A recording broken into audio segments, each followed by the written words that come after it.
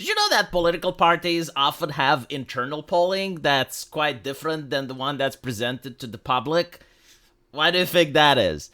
In order to answer that question, you need to also ask who pays for the polls. Because the person that puts money in order to find something out, they have a vested interest. And oftentimes, their interest and yours may not align. The reality is that polls are often used as part of the political strategy in order to influence the public on how they vote. It's no different than a political ad, really. It's the same concept. Now, if you want to know how polls influence people, you can go on ChatGPT. Now, despite the fact that it's called artificial intelligence, at the end of the day, it's a search database. That's what it does. Like, it's been fed information, and some of that information has to do with political science, newspapers, academic research. And when you're asking it a question, it will go through all of that, find what it believes to be relevant information, and present it to you. So when you're asking ChatGPT how can polls be used to moralize or demoralize the public before an election, it will present you with the relevant data. Now, it is an AI, it can hallucinate, so you don't want to actually take this as gospel, but you need to filter it through your brain and wonder, does this make sense? And also wonder, would this influence me? Like, if it's a Sunday afternoon and you gotta go to the polls, but maybe you don't want to because it's raining outside, or maybe there's a huge queue and you don't want to stay in line, and you're turning on the television and you're seeing the polls and they say something. The question is, what you are seeing, is it capable of manipulating you? Is it capable of influencing your decision? Like, take into account, you want to go vote, but you're kind of about it, you're on the fence, you know, you're thinking that, well, maybe it's not important. So, is what you're seeing on television going to influence you one way or another? And this is what ChatGPT says. The first thing that polls can do is to create a bandwagon effect. Polls showing a candidate or party significantly ahead can encourage the feeling that they are the inevitable winner. They can increase morale among the frontrunner supporter and demoralize the opposition, potentially decreasing turnout for the underdog by making their supporter feel their votes won't change the outcome. Now, this is one of the reasons that many people do not vote for the third party option. Like it has happened in many elections where, you know, you have like the two parties and you know that one of them is going to be a winner, but then you have like the third candidate. And usually this is in the parliamentary elections where you may think that they're not going to get enough percentages to get in, so maybe like your vote on them is wasted. How many times, especially if you're from Europe, did you not think that? Like, how many times did you not go like, I really like this guy, but I think if I vote for him, it's a wasted vote, so I'm just going to vote for the other people, right? The polls are the ones that influence this. Because without the polls, you wouldn't know. And also, take into account that it's not just about voting. A moralized group is going to try to push the message further. Is going to pick up the phone, they're going to call their friends and families, and they're going to ask, so, did you go vote today? Like, no, oh, you didn't? Why not? When are you going, right? Like, this is how people who are moralized act. Meanwhile, people who are demoralized, they just don't want to talk about it.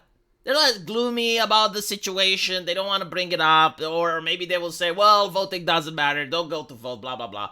And the problem with this is that the political parties, especially the establishment, have a much easier time persuading 20% of the population than they have a time like persuading 100% of the people, right? So the less people that go to vote, it's actually easier for the establishment to manipulate, to try and persuade those people one way or another because they're fewer in numbers. Generates a sense of urgency, right? So like this is also something that polls can do. They can galvanize support to vote by signaling that their participation could be decisive. However, polls indicating a comfortable lead for a candidate might reduce urgency among their supporters, risking a lower turnout while potentially energizing the opposition to fight to the end.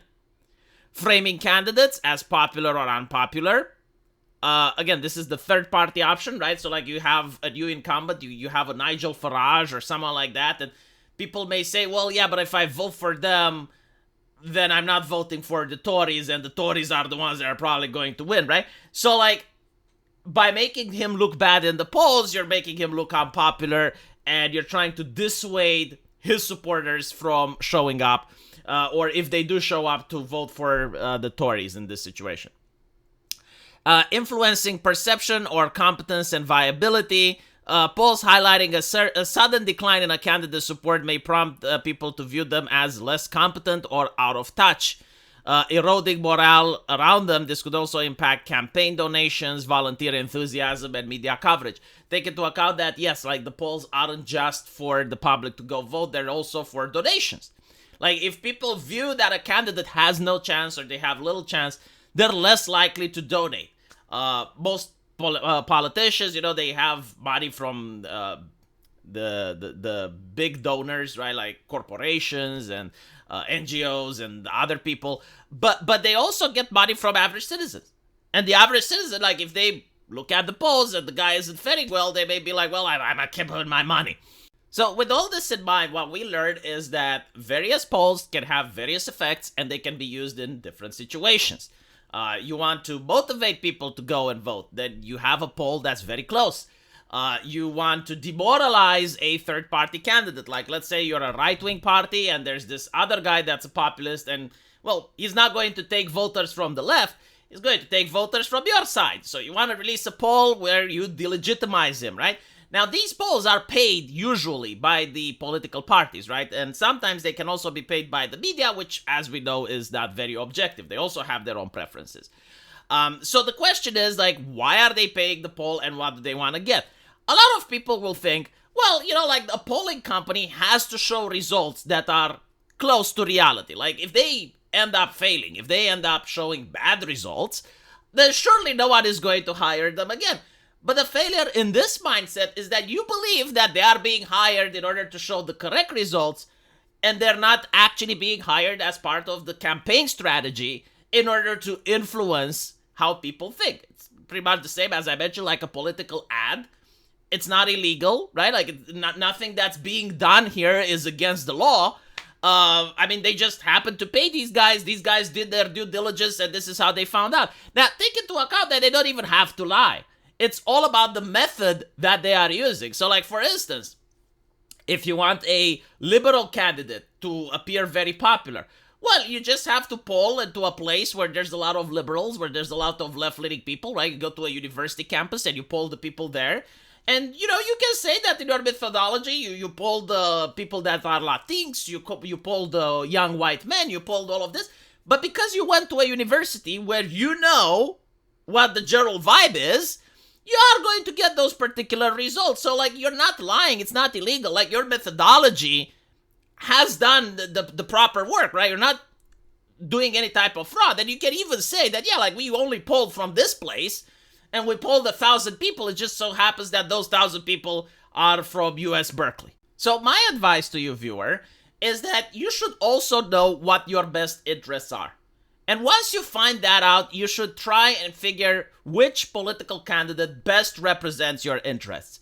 And just ignore all the polls. It doesn't really matter if your preferred candidate has like 25% of the vote. Let's talk about the European parliamentary election, right? He gets 25, not enough to win, but it doesn't matter. If he gets that, then the next election cycle, he already has an established base. People know, well, he can get at least around this. Like, maybe if we donate to him, he can get more, right? And then it snowballs from there. There are a lot of cases, or a lot of political parties that the first time they tried, they didn't do very well.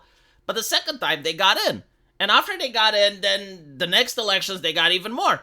So this is why it's important to actually do show up and do support the people that you genuinely think they represent you. Do not allow yourself to be demoralized. Do not allow, like, if you want to go and vote, do not allow people to tell you not to, because let's assume it doesn't matter. So why not just do it? So this is my take on it. And if you really want to know polls, especially election polls, I would advise people to look at betting. In some countries it's permissible, in others not. But there are bettings on elections, right? And those are actually a lot closer to reality because their interest is in making money.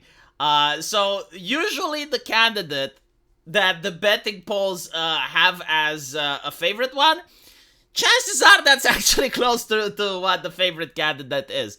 But other than that, do not allow yourself to be influenced by the polls, right? Like, if you make a decision and you want to go out, then go out. Just ignore what's on the television. The problem is a lot of people think they ignore it, but they don't. So if you actually plan on ignoring it, then ignore it properly. Let me know what you guys think, and as usual, I will see you in the comment section. Take care.